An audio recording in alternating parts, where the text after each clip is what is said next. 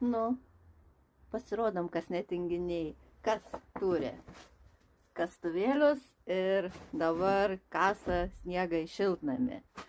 Įdėkite nuotraukas, kaip atrodo jūsų šiltnamiukai prikasti sniego. Dėl ko jį kasti?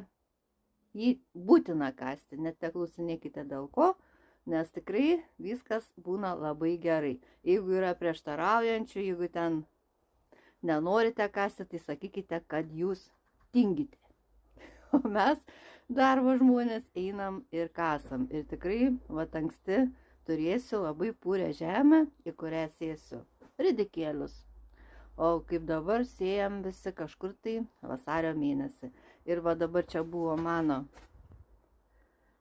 anksčiau sukasta, jau tas sniegas tirpsta ir geriasi į žemę. Ir ta žemė niekada nebūna šlapia, ten kažkokia tai, pliurza ar dar kažkas tai tokio.